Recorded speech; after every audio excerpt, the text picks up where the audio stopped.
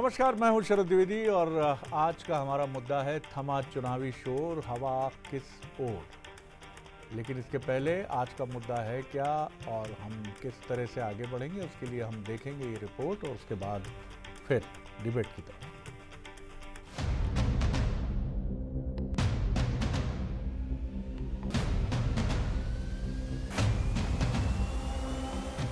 बुदनी और विजयपुर में होने वाले उपचुनाव के लिए चुनाव प्रचार थम चुका है। 13 नवंबर को मतदाता अपनी ताकत दिखाने बूथ पर पहुंचेंगे। चुनाव प्रचार में कांग्रेस बीजेपी के दिग्गजों ने जमकर पसीना बहाया। बीजेपी की तरफ से सीएम मोहन यादव और प्रदेश अध्यक्ष वीडी शर्मा की अगुवाई में पूरी टीम रणभूमि में नजर आई, तो कांग्रेस की तरफ से पीसीसी चीफ जीतू पटवारी और उमंग सिंघार ने टीम के साथ मोर्चा संभाला। चुनावी शोर थमने के बाद अब उम्मीदवार डोर टू डोर कैंपेन पर फोकस कर रहे हैं। शिवराज के इस्तीफे के बाद खाली हुई बुदनी सीट बीजेपी ने रमाकांत भार्गव को बनाया उम्मीदवार। कांग्रेस ने राजकुमार पटेल पर जताया भरोसा। बीजेपी का गढ़ रही है बुदनी सीट। 2005 से बुदनी में चल रहा शिवराज सिंह का जादू। शिवराज ने चुनाव प्रचार में लगाया पूरा जोर। बीजेपी के किले को भेदने की कांग्रेस की ख्वाहिश। मोहन यादव ने भी पार्टी के लिए की रैलियां। रामनिवास रावत के बीजेपी में आने से विजयपुर में उपचुनाव। बीजेपी ने कैबिनेट मंत्री रावत को दिया विजयपुर से टिकट। कांग्रेस ने मुकेश मल्होत्रा को बनाया उम्मीदवार। रावत के रहते कांग्रेस का गढ़ रही विजयपुर सीट। कांग्रेस के गढ़ पर अब बीजेपी की नजर। बीजेपी का दावा है कि वो बुदनी और विजयपुर में विजय पताका लहराने जा रही है। बुदनी मेरी आत्मा है, तो विकास की वहाँ गंगा बही है, जनता की सेवा हुई है और जनता भारतीय जनता पार्टी के साथ है, हमारे साथ है। वहाँ तो भारी बहुमत से जीतना ही है। लोगों का प्यार और आशीर्वाद हमेशा से मिलता रहा है। जिस प्रकार का वातावरण उत्साह के साथ जनता का स्नेह और आशीर्वाद मिल रहा है, मुझे विश्वास है कि इन दोनों उपचुनाव में भारतीय जनता पार्टी फिर विजय का इतिहास रचेगी। बीजेपी जीत के भरोसे से लवरेज है, तो कांग्रेस भी विजयपुर में विजय के साथ बुदनी का बॉस बनाने की ख्वाब देख रही है। कांग्रेस पार्टी ने पूरी ताकत से चुनाव लड़ा है। जनता भी बदलाव की मुड़ में है। भारतीय जनता पार्टी ने जो 2023 में मोदी गारंटी दी थी, एक भी पूरी नहीं की। झूठ के बैसाखी पे खड़ी है भारतीय जनता पार्टी की सरकार को लोग सबक सिखाना चाहते हैं, वो चाहे विजयपुर हो चाहे बुदनी। हम विजयपुर लगभग 50,000 वोटों से जीतेंगे और बुदनी में भी आश्चर्यचकित परिणाम निकले। बुदनी और विजयपुर के रण में वादों की बारिश के साथ ही आरोपों के तीर भी खूब चले। जनता किसके वादों की बारिश में भीगेगी और किसके आरोपों के तीर सामने वाले को घायल करने में सफल रहे, 23 नवंबर को आने वाले नतीजों के बाद ही पता चलेगा। फिलहाल सभी को जनता के फैसले का इंतजार है। नमस्कार एक बार फिर। तो जैसा आप जानते हैं, हमारा मुद्दा है थमा चुनावी शोर, हवा किस ओर।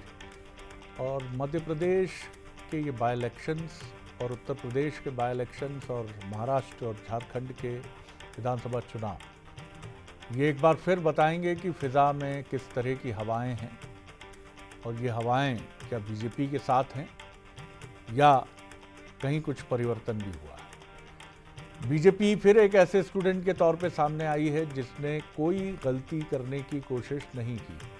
शिवराज जी हों या वीडी शर्मा जी हों या मुख्यमंत्री डॉक्टर मोहन यादव हों, इन तमाम लोगों ने वही मेहनत की है जैसे ये विधानसभा चुनाव हो।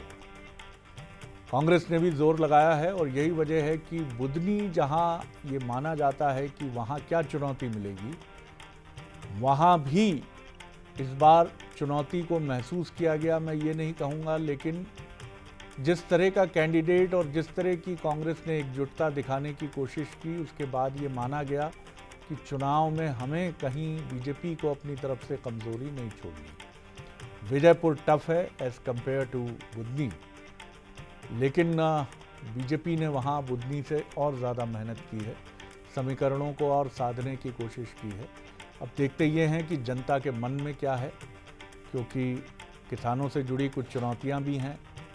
खाद का ये मौसम है और खाद उपलब्धता हमेशा इस मौसम में चुनौती बनती है, ख़ासतौर से यूरिया फास्फेट की अगर हम बात करें तो क्या ये मुद्दा मुरैना में जिस तरह से इशू बना है, छतरपुर में बना है, पलेरा में बना है, और क्या बुधनी में भी ये विषय है।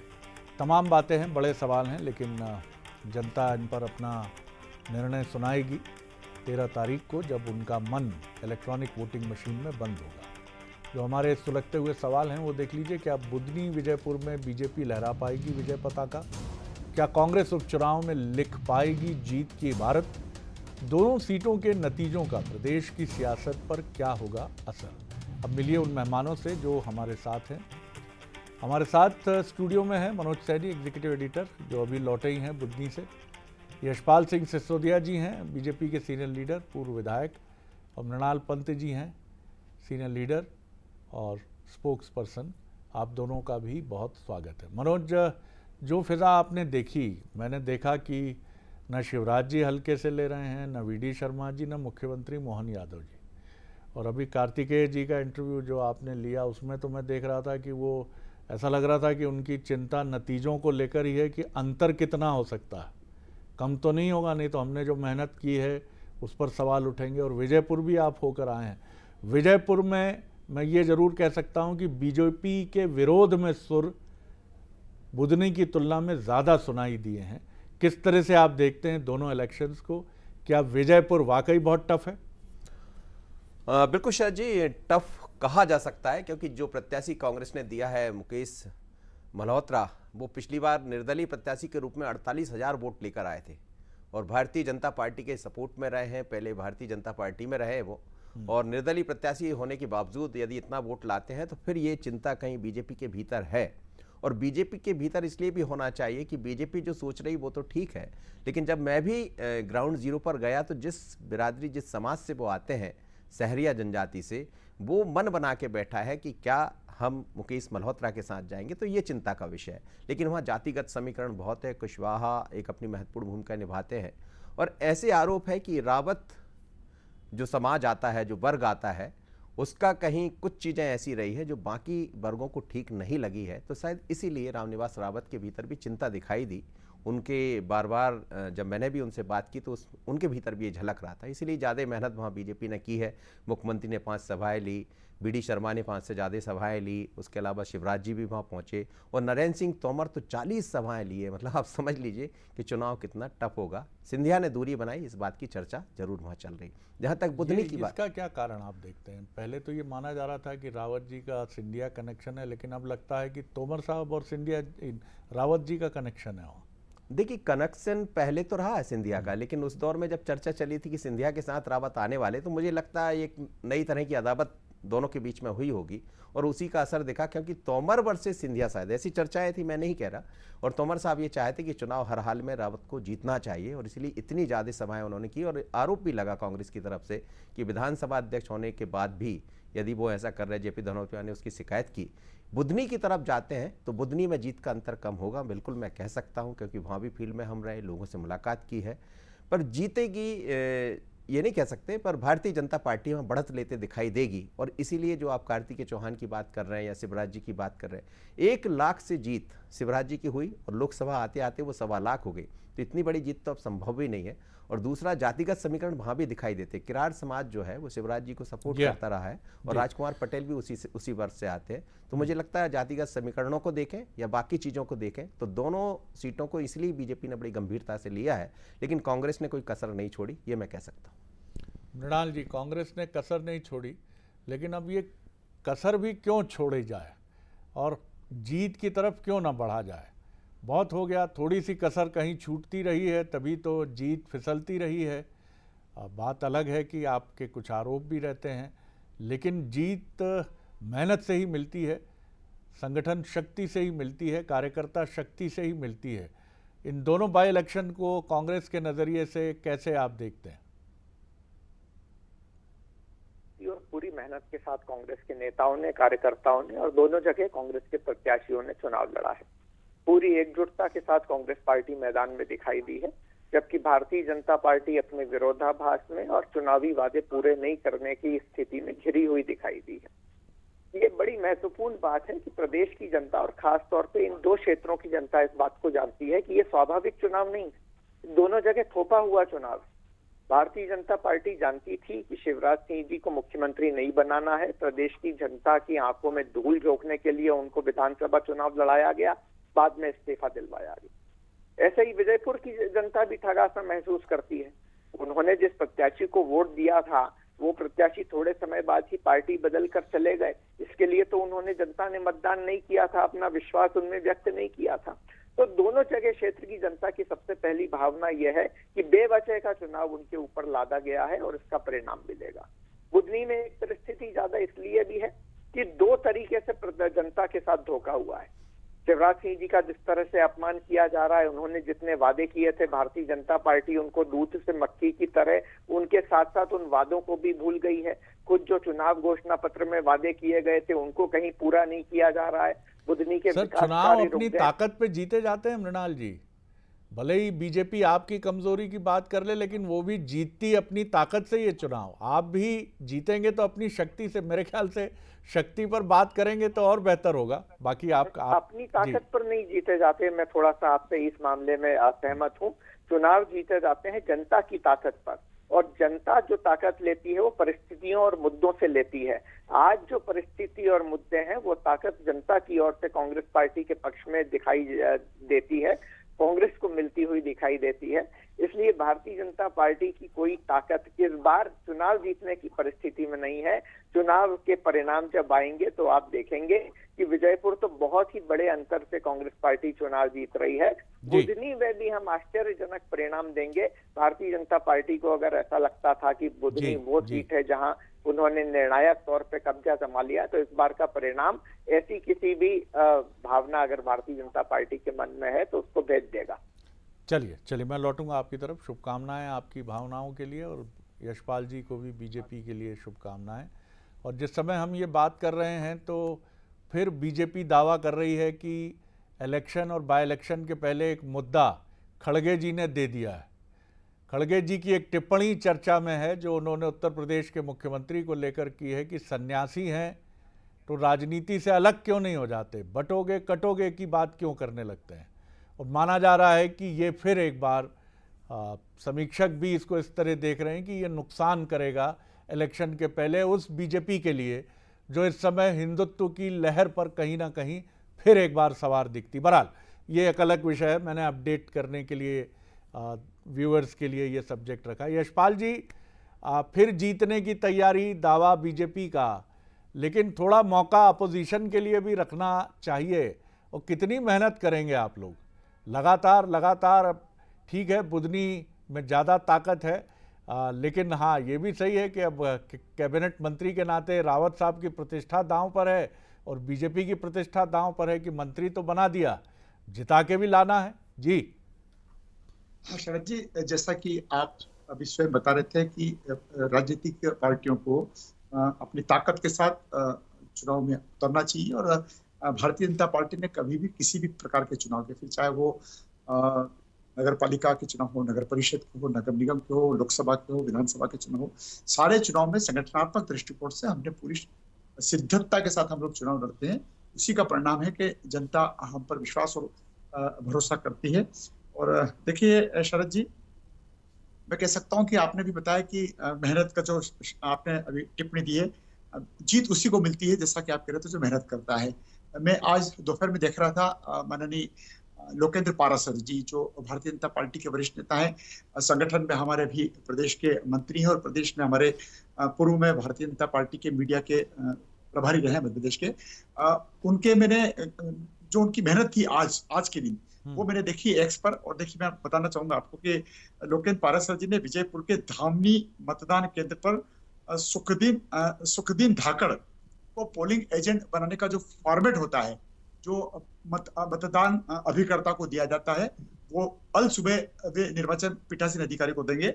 इसी प्रकार से छपरा गांव में भी श्री लोकेंद्र पारासर जी ने उन मतदान एजेंट को जो भारतीय जनता पार्टी के मतदान केंद्र पर बैठेंगे, ये तैयारी है शरद जी। और इस तैयारी में जहां जिस ओर चुनाव का माहौल होता है, जनसंपर्क होते हैं, चुनावी सभाएं होती है, वो अपनी जगह होती है, लेकिन जो नीचे का पोलिंग पर बैठने वाला और मतदान एक मतदान पर काम करने वाला जो हमारा कार्यकर्ता है, पन्ना प्रमुख है, ये सब मिलकर के जब लगते हैं तो फिर भारतीय जनता पार्टी को विजयश्री प्राप्त होती है। अभी मनोज जी ने एक बात कही थी, मैं उसको आगे बढ़ाने की कोशिश करूंगा। मनोज सैनी जी ने कहा कि जेपी घनौपिया जी ने नरेंद्र सिंह जी तोमर को लेकर के आपत्ति करी है।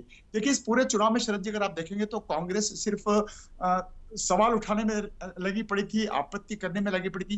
तोमर साहब का जो इशू आया, नरेंद्र सिंह जी तोमर साहब के विधानसभा अध्यक्ष होते हुए चुनाव प्रचार में कैसे खड़े। अब ये जेपी धरोते जी इतने वरिष्ठ हैं, अभिभाषक हैं, पता नहीं कहाँ बहुत लर्नेड व्यक्ति है, इनको यह भी पता नहीं कि इन्होंने लोकसभा के चुनाव में भी शासन की आपत्ति केंद्रीय चुनाव आयोग को करी थी, और जब इलेक्शन कमीशन को आपत्ति करी थी तो वो आपत्ति खारिज हुई थी।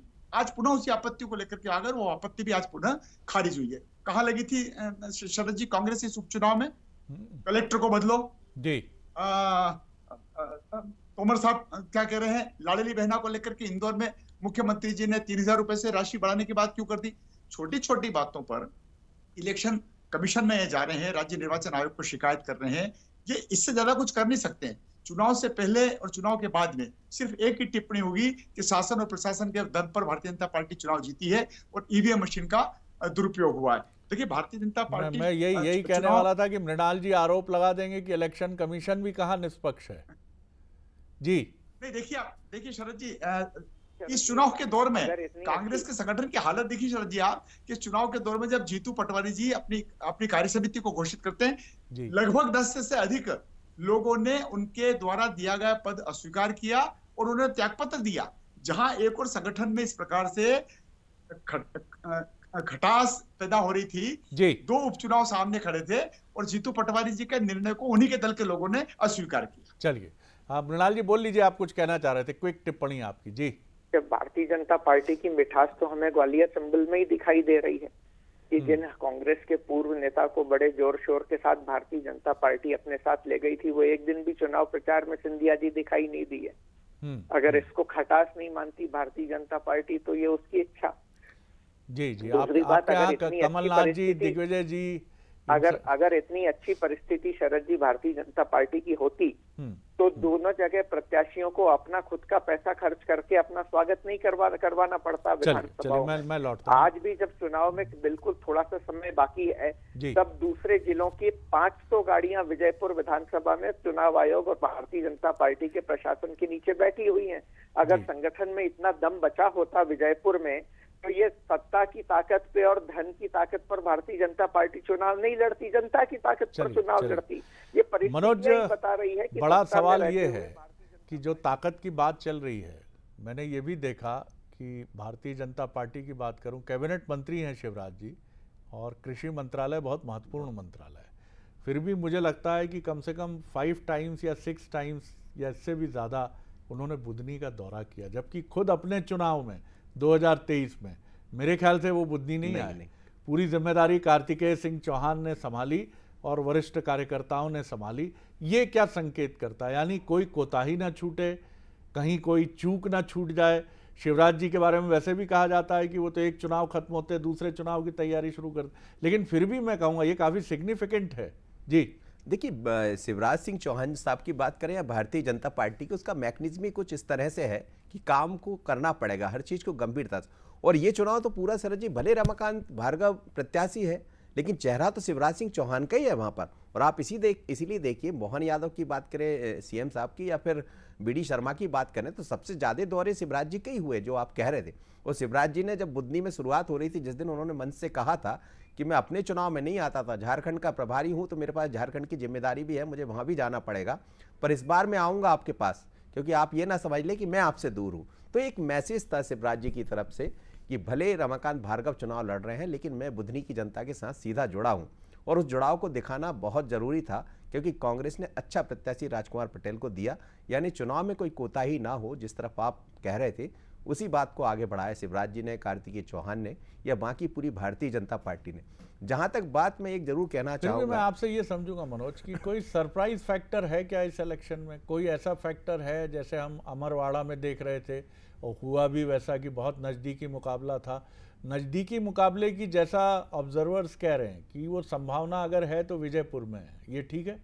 बिल्कुल आप ठीक कह रहे हैं, लेकिन मैं ये कहना चाहूँगा शरद जी, जितना मैंने समझा कि नज़दीकी मुकाबला हो सकता है, पर भारतीय जनता पार्टी एज ली हुई दिखाई देती है दोनों जगह। जहाँ तक बुधनी की बात है तो फिर मैं कहूँगा कि जीत का अंतर कम होगा और अच्छा खासा कम होगा। पर कम का मतलब ये नहीं होगा जैसा अमरबड़ा में हुआ, तो उससे तो कहीं बीजेपी आगे, जो जनता से बात करूँ उस आधार पर मैं कह रहा हूँ। तो निश्चित रूप से चुनाव बहुत दिलचस्प है और परिणाम का इंतजार करना चाहिए, पर परिणाम जो आएंगे, जितना हमने समझा है, कुछ ऐसे दिखाई दे सकते जिसमें बीजेपी जो दावे कर रही शायद उस तरफ जाए। यशपाल जी, 2023 के चुनाव में नतीजे जिस तरह के रहे, ख़ासतौर से मध्य प्रदेश और छत्तीसगढ़ के, उसको एग्जिट पोल के अनुमानों के भी वो विरुद्ध जाते हुए दिखाई दिए और सरप्राइज फैक्टर भी माना गया। मुझे भी याद है कि बीजेपी के नेता, अनेक नेता ये मान रहे थे कि ये टैली 120, 25, 30 तक जा सकती है जीत की, लेकिन ये 160 प्लस होगी, ये किसी ने नहीं सोचा था। तो क्या जो लोकसभा के नतीजे रहे उसके बाद उसने फिर आपको अपने पंजों के बल खड़े रहने पर मजबूर कर दिया है? बीजेपी फिर टोज पर आ गई है कि नहीं भैया, जरा सा भी अति आत्मविश्वास करो तो शाइनिंग इंडिया की तरह दिक्कत हो जाती है। 2024 का लोकसभा चुनाव भी उदाहरण है। इस वजह से अब आप और एक एक कदम फूक फूक कर रख रहे हैं? शरद जी, देखिए, जनता का विश्वास और भरोसा भारतीय जनता पार्टी के प्रति रिसोर्सेस डेवलपमेंट को लेकर के, इस विकास को लेकर के और हितग्राही मूलक योजनाओं को लेकर के, लाडली बहना को लेकर के, किसान सम्मान निधि को लेकर के जो अधोसंरचना विकास हो रहा है, चिकित्सा के क्षेत्र में, स्वास्थ्य के क्षेत्र में, सड़कों के क्षेत्र में, विद्युत के क्षेत्र में, ये सब जनता तो महसूस कर रही है, स्वीकार कर रही है। दूसरा, भारतीय जनता पार्टी का संगठन जिस प्रकार से चुनाव को बहुत सिद्धता के साथ लेता है और मोदी जी के ऊपर जो भारतवासियों को विश्वास है और मोदी के मन में मध्य प्रदेश भी है, तो जिस प्रकार से मोदी जी के कामों को लेकर के, डॉक्टर मोहन यादव जी के कामों को लेकर के, तत्कालीन मुख्यमंत्री शिवराज सिंह चौहान जी के नेतृत्व को लेकर के, कामों को लेकर के, इस मध्य प्रदेश में जिस प्रकार से हम लोग सेवा दे रहे हैं, नगर पालिकाओं, नगर निगमों, नगर परिषदों, इन सबको लेकर के शरद जी मैं मानता हूँ कि महाराष्ट्र में तो लाड़की बहन की राशि बढ़ा रही है, जो आपका संकल्प पत्र है। शरद जी, हम भी बढ़ाने की बात कर रहे हैं। मोहन यादव जी जब इंदौर में 17वीं किस्त, 18वीं किस्त देते हैं और वहां से जब डिक्लेरेशन करते हैं कि हम इसको 3000 से आगे बढ़ाएंगे, 1500 से आगे बढ़ाएंगे, 3000 तक ले जाएंगे, तो कांग्रेस को आपत्ति हो जाती है। अब कांग्रेस ने भी तो महाराष्ट्र में कहा कि हम भी लाडली बहना लाएंगे। अब लाडली बहना जब मध्य प्रदेश में अच्छे से चल रही है तो कांग्रेस को खुद को, शरद जी, अपने घोषणा पत्र में महाराष्ट्र में इस बात को स्वीकार करना पड़ रहा है। चलिए, मैं एक क्विक टिप्पणी ले लेता हूँ, वक्त बहुत कम है। मृणाल जी, लाडली बहना भी है, बीजेपी की समन्वय शक्ति भी है, लोकसभा चुनाव के बाद की सतर्कता भी है। अब देखते हैं आप किस तरह से टोज पर हैं और आप कितनी सतर्कता बरत कर नतीजे बताएंगे दोनों पार्टियों के। जी बताइए। शरद जी, चुनाव बहुत सारे मुद्दों का और बहुत सारी परिस्थितियों का समन्वित परिणाम होता है और उस समन्वित परिणाम का ही परिणाम विजयपुर में भी और बुधनी में भी दोनों जगह हमें देखने को मिलेगा। विजयपुर में स्थानीय समुदाय की चेतना उभार पर है। एक लंबा समय ऐसा था जब वहां पर भारतीय जनता पार्टी के जो वर्तमान प्रत्याशी हैं, जो कांग्रेस पार्टी से लंबे समय तक जीतते रहे थे, लेकिन पिछले 5-7 सालों में सामुदायिक चेतना ने का बड़ा प्रभाव उस विजयपुर क्षेत्र में आया है। इसी तरह जो सद्भावना कभी शिवराज सिंह चौहान जी के साथ बुधनी में रहा करती थी, वो ही सद्भावना इस चुनाव में राजकुमार पटेल जी के साथ है। तो ये जो परिस्थितियों का अंतर है, ये परिस्थितियों का अंतर दोनों जगह कांग्रेस पार्टी की जीत की राह प्रशस्त करेगा और जब चुनाव परिणाम आएंगे तो हमें ये बात दिखाई भी देगी। चलिए, बहुत बहुत शुभकामनाएं आप दोनों ही दलों को। जो देश की राजनीति और मध्य प्रदेश की राजनीति के तो दो ही दल हैं, बीजेपी और कांग्रेस। आप ताकत से आगे बढ़ें, मजबूत मुद्दे जनता से जुड़े उठाएं और 13 तारीख को जो मतदान होगा वो बताएगा कि चीज़ें कहाँ और किस तरफ जाएंगी, और ये बताएगा हमें 23 नवंबर जब नतीजे सामने होंगे। बहुत शुक्रिया आप तीनों मेहमानों का।